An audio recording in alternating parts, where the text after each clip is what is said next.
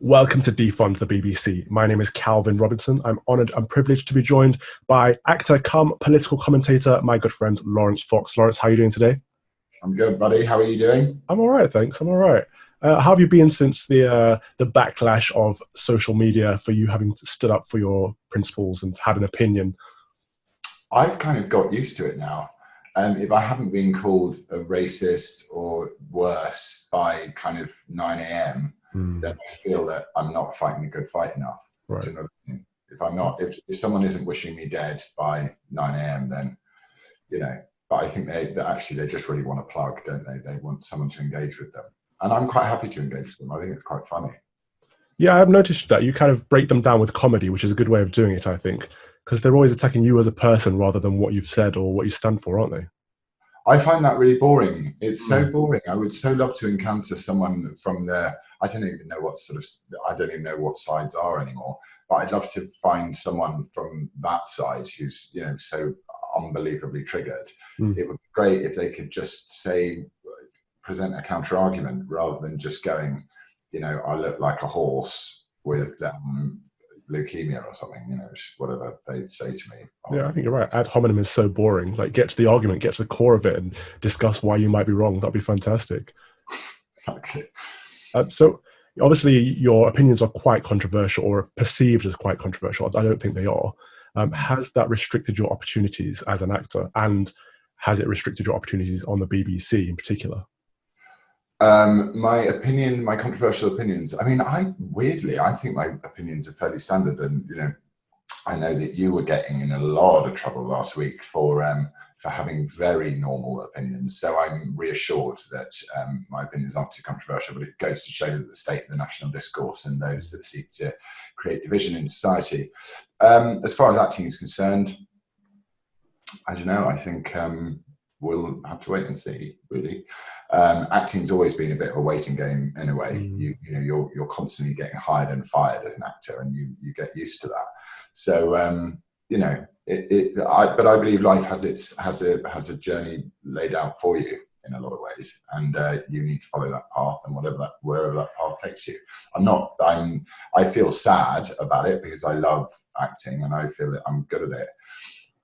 But I also feel that if that's not to be at the moment, then that's not to be. I mean, what can I do about it? There's no point in sobbing, is there? That's good. Very big picture of you, and I think maybe your path is being led down a different route at this point, and we'll soon see where that leads you. But what about your friends? Because obviously your views are, like you said, they're very mainstream. Most people agree with what you're saying. It's just a very vocal minority that don't. But your actor friends, do you find they're staying silent to avoid damaging their careers and are having seen what's happened to you? Yeah, I'd say. I mean, if I'd seen not that I'm particularly victimising myself in any way, but if I'd seen what the sort of, the way that they've gone after me, I'd probably stay silent too. I don't begrudge people that, they have their own lives and their own concerns, and it's up to people to do what they do. I was meeting with someone yesterday who is very well known and famous for lunch, and they said, I really want to do something and I want to contribute in some way, but I'm scared. What shall I do? And I said, well, don't do anything if you're scared, but they say, I feel like a coward. And I'm like, well, maybe you won't at some point, but there's no point in throwing your hat into the ring unless you're, also I threw my hat into the ring by mistake almost, I think, rather than, and they were talking about doing something more proactive. And I said, well, let's just keep talking, and, hopefully you will do what's right for you. I don't really believe in telling other people what to do. So, let them do what they do. Isn't it a sorry state of affairs, though, that people feel like they're afraid of voicing normal opinions for fear of being cancelled? We need to get to a better point of public discourse, don't we? We do. But we're going to get to a better point of public discourse. And, it's sort of become a mission now for me to try and to clear up this area in culture where people are frightened to express themselves. And it's such a bad thing that people are frightened to express themselves. I mean, we must express ourselves because that's how we improve. This whole idea of progressivism, it's like progressivism isn't shutting everyone up and telling them they can't say anything. That's not progressivism. Progressivism is going, we have a conversation going and we're going to keep it going. And we're going to populate the conversation with great and wonderful people with lots of differing views. I mean, if you can't, I'm able to tolerate other people's views. I can disagree with them robustly, but I can tolerate them. Some people from the other sort of side of this just can't even tolerate them. They feel like they're evil. They're words of violence and all of this sort of stuff. And it's like, well, yeah, some words of violence, but not many. It's, you know, most people are. It's a sense of intention. You know, do you think that someone's intention is to create division and sow hatred? And it's like, that's certainly not my intention. So yeah, it's a bad state of affairs. Absolutely. And on that line of thought, bringing this back to the BBC and the news that we've had over the last few days, Frankie Boyle used to be one of the edgiest comedians in the UK. He's now got a show called New World Order, where we saw a guest saying that white power is Trump power and that they want to kill Whitey. Not really, but yes, they do want to kill Whitey. I didn't find it particularly funny. But again, it's coming from that point of intent, isn't it? What's the intention behind that? Is that to stoke division, or is it to be humorous? Where do you fall on that? Well, I think it was funny when Chris Rock made that joke. And, you know, I think you can make any joke you want if you're funny. I don't care. But the problem is you can't, on the one hand, be woke and stoking up these sort of false ideas of systemic racism and stuff, and on the other hand say I sort of joke about killing Whitey, because you kind of you know, when Chris Rock says it, it's a joke, but it's, you know, like all good jokes, it's got a grain of truth into it. But when that lady, whatever her name was, said it, part of me was thinking, yeah, she probably does want to kill Whitey, you know, in some way. And then you do think about that, the sheriffs in Compton and getting their jaws shot off, and you know, people are stoking racial hatred, and you know, for a young mother to have her jaw shot off for doing nothing but guarding a train station, I think is just horrific. Yeah. And on this point in particular, I don't think it was comedy. I don't think it was parody. I don't think it was satire. I just think it was deeply divisive. And I don't think the BBC would be happy publishing the other way around. If someone said, we want to kill Blackie, I think they would have been cancelled and shut down. And that's the problem that I have with all of this. And the BBC is supposed to help contribute to social cohesion and well-being of the United Kingdom. That is in their charter. And I don't think that's what this is doing. The BBC don't care at all about their charter. The BBC basically is just a propaganda machine for the hard left. And they sit and sneer at the very people that they're supposed to represent, who are forced to pay for them, you know, under threat of prosecution. And it's like, do one, as far as I'm concerned. And in terms of their, you know, threatening letters, they line the litter tray of the cat litter tray. You know, screw them. Sorry. I mean, it's like, I wouldn't mind. You can fill it up with, you know, 50% wokeness if you want. That's fine. You know, let people consume that. But you also need to fill it up with 50% of something else. It's just 100% of the same thing. I mean, you know, to be fair, I don't really engage with it very much anymore. I tend to get most of my BBC content comes flying down my extremely healthy Twitter feed. Yeah. And I just look at it and I go, they're not doing what they're meant to do. And, you know, there's a big element in life to do your job. And they're not doing their job. They're just a propaganda outfit. And they're so divisive, and you know, they're largely peaceful protests and all this stuff. They're essentially CNN, aren't they? You know, that's what they are. But in CNN, you can turn it off and switch over to another channel, and you're not going to get prosecuted for doing that. So this whole mandate, this whole thing that they have of you can't watch any other live TV unless you pay the license fee. It's like, no, sorry.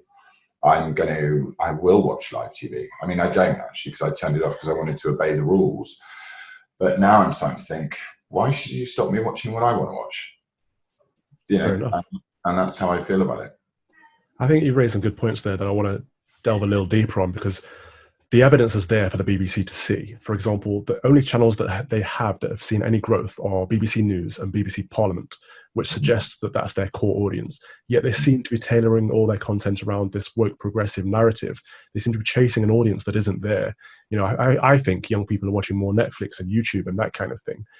Do you think they're neglecting their, you know, the over 60s and the over 75s and chasing a demographic that isn't interested? Yeah, well, I mean, they're now making over 75s pay the license fee, aren't they? So what a slap in the face to someone who's spent their life working. And, you know, it's probably, when you're over 75, you're probably not the richest person in the world anyway. And you're now being forced to do that. You know, it just smacks of, it's an act of a deep disrespect for their audience. And I was told as a young actor that the way to be a good young actor is to respect your audience and assume that their intelligence is probably, if not vastly superior to yours, definitely, respect your audience. They don't respect their audience. They feel their audience as some bunch of idiot, moronic, Little England racists who need to be corrected by the BBC's enlightened woke righteousness. And I'm just like, sorry, no thanks. No, absolutely. And we've seen over the last 12 months, over 250,000 license fee payers have switched off. They've cancelled their direct debits and left the BBC. They've defunded personally the BBC. And that's a huge sum. That's about £40 million worth to the BBC. So again, they're not looking at the evidence in front of their eyes and seeing that people are not wanting this. They're not wanting this woke progressive narrative being shoved down their throat. They'd rather have the old-fashioned BBC that people used to know and love. So looking at that, what do you think is the future of the BBC? What direction do they need to go in? I mean, I think probably like the NHS and like any other of these big institutions in this country, it's very difficult to sort of reorder because it's such a big and heavy machine, isn't it? You know, it's like an oil tanker and you're asking it to turn around and go back to where it was meant to be, go back to port instead of sort of going rogue on some long mission somewhere. So I think, I'm not sure it can be reformed. I can't see how it could be reformed. It'll take a generation for it to be reformed. So I think you just decriminalise non-payment license fee, and then you go, and I think people would stop paying the license fee. I think there'd be some very loyal people that would still pay it. I think if you want to, you can. And then, chuck them out to the private sector. Very sound. I absolutely agree with that. Yeah. I think if people do want to get more involved, they can go to gofundme.com/defund-the-BBC and back the grassroots campaign that we're putting some pressure on the government to kind of fix the BBC in some way or another. If people want to find out what you're up to, Laurence, what should they do? They should go to my Twitter feed, Laurence Fox, where I mock people sometimes, and sometimes there's serious stuff which I care about, and I sometimes find people that are being mean to me and I mock them in return.